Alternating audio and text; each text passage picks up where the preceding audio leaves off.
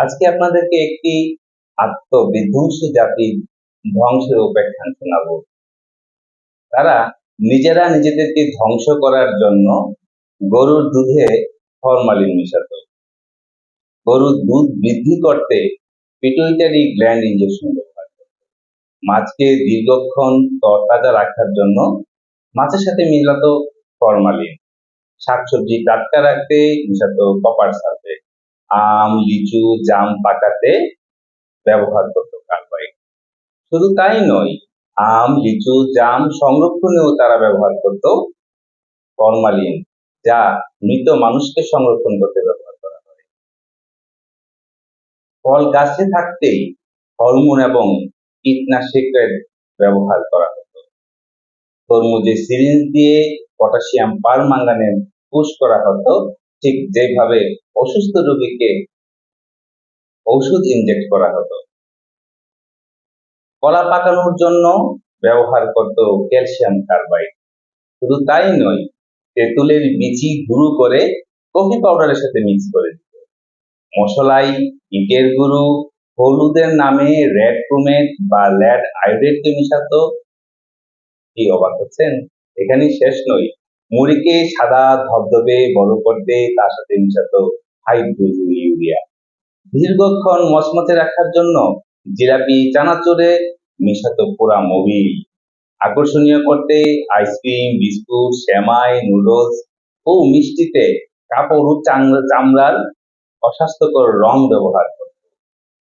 ফলের রস নিজেরাই তৈরি করত বিভিন্ন রকমের কেমিক্যাল দিয়ে। বিদেশি মেয়াদোত্তীর্ণ খাদ্য, ঔষধ, কেমিক্যাল সমূহ নতুন মেয়াদের স্টিকার লাগিয়ে দিত। চাল চকচকে করতে ব্যবহার করত ইউরিয়া। পেঁয়াজু, জিলাপিতে ব্যবহার করত অ্যামোনিয়া। পানি, 20 লিটার পানি যেখানে প্রতি গ্লাস পানির দাম 2 টাকা, অধিকাংশই অটো মেশিনে নয় বরং হাতে ঢালা হতো। পারক্সাইড নয় বরং নামমাত্র পানিতে ধোয়া হতো। ফলের হরমোন প্রয়োগ করা হতো। সবুজ ফল ও শাকসবজিতে কাপড়ের সবুজ রং ব্যবহার করা হতো। শুধু তাই নয়, শশাকেও সবুজ করতে কাপড়ের অস্বাস্থ্যকর রং ব্যবহার করা হতো। খামারের মুরগিতে বিষাক্ত ক্রোমিয়াম, লেড আর অ্যান্টিবায়োটিক তো আছেই, চাষের মাছেও কিন্তু কোনো অংশে কম পাবেন। জুস, লাচ্ছিতে উচ্চমাত্রায় প্রিজারভেটিভ মিশানো হতো। রুয়াবজা আর হরলিক্স, এ তো আর কথাই নেই। এতে আসলে উপকারী কিছু আছে কিনা সে নিয়ে যারা পরীক্ষা করেছিল তারা সুবিধা। মশলায় আলাদা আলাদা রং ব্যবহার করা হতো, যেগুলো মেটালিক অক্সাইড নামে পরিচিত। সরিষার তেলেও ঝাঁঝালো কেমিক্যাল মেশানো হতো। সয়াবিন তেলে মেশানো হতো পাম অয়েলকে, নারিকেল তেলে মেশানো হতো কেরোসিন তেলকে।